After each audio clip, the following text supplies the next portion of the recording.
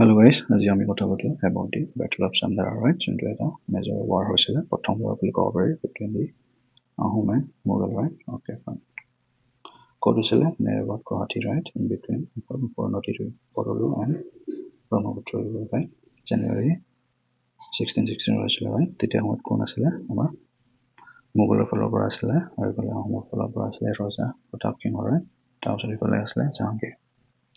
Okay, fine. তো আমি যদি কথা পাতোঁ causes কি আছিলে তেতিয়াহ'লে আমি জানো causes আছিলে illegal trade fair, right?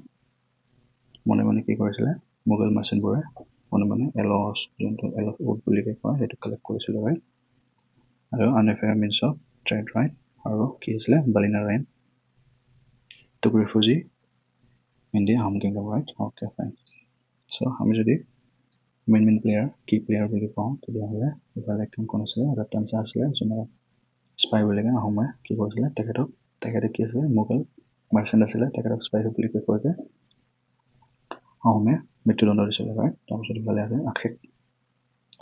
আক্ষেপ কয় যোনে ডিফেক্ট কৰিছিলে প্ৰথমতে কি মোগলৰ তাত, right? তাৰপিছত কি কৰিলে তেখেতে আৰু আহোম কেম্পত আহি তেখেতে ইম্পৰ্টেণ্ট ক্ৰিটিকেল ইনফৰমেশ্যন বা ইণ্টেলিজেঞ্চ প্ৰভাইড কৰিছিলে to the Ahoms, right? Okay, আৰু ইফালে কোন আছিলে বেংগল গভৰ্ণৰ কাছিম খান, অ'কে, তেখেতে এইফালে বেংগলৰ পৰা লিড কৰিছিলে।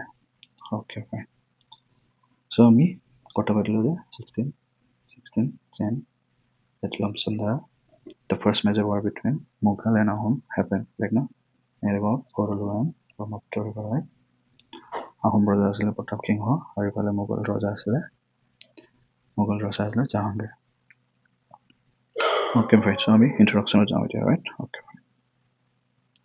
যদি আমি ইন্ট্ৰডাকশ্যনত যাওঁ তেতিয়াহ'লে কেতিয়া হৈছিলে 1616 হৈছিলে the first major military conflict between what Ahom and Mughal, right? এখন বেটেলে কি কৰিছিলে mark the beginning of a prolonged struggle between the two powers, right? যোনটো ultimately শেষ হৈছিলে কেতিয়া হৈছিলে 1682, okay, 1682 Battle of Utaklit, right? Battle of Utaklit পিছত আমাৰ আহোমে victory lead কৰিছিলে, right?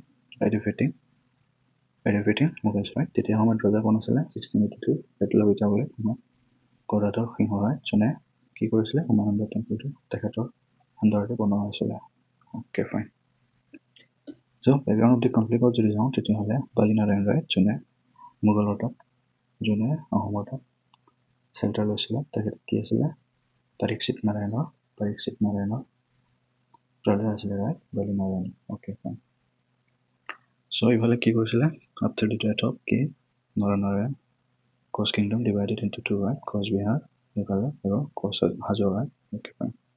চ' হাজোটো লিড কৰিছিলে কোনে ৰঘুদেৱে, right? ইফালে কোচবিহাৰটো লিড কৰিছিলে কোনে লক্ষ্মীনাৰায়ণে। চ' ৰঘুদেৱৰে ল'ৰা আছিলে আমাৰ কোন পৰীক্ষিত নাৰায়ণ, right? যোনে কি কৰিছিলে যোনে ফাইট কৰিছিলে এগেইনষ্ট what মোগলছ, right? তেখেতে এলায়েন্স বিচাৰিছিলে আহোমৰ পৰাও, কিন্তু আহোমসকলে কি প্ৰিকচিয়াছলি তেখেতৰ লগত নাথাকিলে। আল্টিমেটলি কি হ'ল পৰীক্ষিত নাৰায়ণ কি হ'ল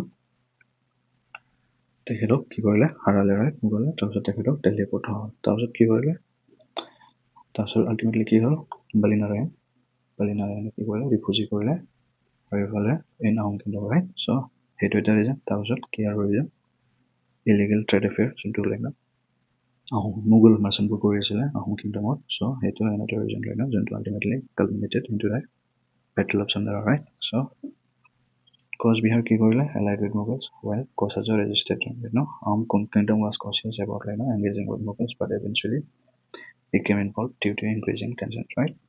over illegal trade affairs or over the matter of what refugee given to Balinarayan, right? in Ahom kingdom. So আমি কি ফিগাৰ যদি আমি ডিছকাছ কৰোঁ তেতিয়াহ'লে কি আছিলে আহোম ৰজা প্ৰতাপ সিংহ আৰু বেংগল গভৰ্ণৰ কৈ আছিলে শ্বেখ কাছিম খান, তেখেতে কাক পঠাইছিলে শ্বেখ হাকিম আৰু শ্বেখ আবু বাকৰ, right? অ'কে, বালিনাৰায়ণ কি কৰিছিলে তেখেতে চেল্ফ কৰিছিলে by Ahoms, right? Okay, so' causes of the battle যদি আমি ডিছকাছ কৰোঁ তেতিয়াহ'লে trade disputes over illegal procurement of aloes food, right? Ahom seize কৰিছিলে কি goods and expel the unauthorised traders, right? Shelter provided to Balinarayan angered the Mughal and ultimately returned to what military intervention, right?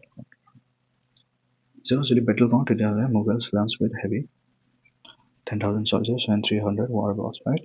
Homs initially retreated, but regrouped at Samdhara Fort, right? Take it call Samdhara Fort to fortification try right? Mughal crossover Borolo River under the fog cover, okay? Lances aggressive night attack, right? And inflicted heavy losses on the Mughals, right? Mughal commander Kunasala Sayyid Abu Bakr was killed, right? Leading to what? Ultimately victory, right? Hetu battle at Kunal mainly with the critical intelligence আৰু guidance by what? Akhe Kohai, right? যোনে প্ৰথমতে defect কৰিছিলে মোগল এটাক তাৰপিছত আৰু তেখেতে return হৈছিলে আহোম চাইডত, right? Okay, fine. So after major impacts যদি কওঁ তেতিয়াহ'লে Ahom expanded their territory towards to the Purnodi River, right? যোনটো one of the tributary of Brahmaputra হয়. Okay, Balinaren was installed as a tributary river in Dorong, right? Victory was covered with the Bhamaraguri Roman station যোনটো আমি পোৱা যায় ক'ত পাওঁ আমি mainly Koliabamura, right? Koliabamura যোনটো তেজপুৰত হয় তেজপুৰ আশে-পাশে আছে, right? near the Koliabamura bridge. Okay, right? The battle marked the beginning of prolonged Ahom-Mughal conflicts, right? যোনটো ultimately শেষ হৈছিলে what? Battle of Itavali 1682, right? Okay. So conclusion যদি কওঁ তেতিয়াহ'লে আমি Battle of Samdhara showcased the military strength of Ahoms, right? Okay. And their ability to resist Mughal expansion. Okay. It laid the foundation for further conflicts, ultimately culminating in the Ahom victory over the Mughals in 1682, Battle of Itavali, right? Led by what?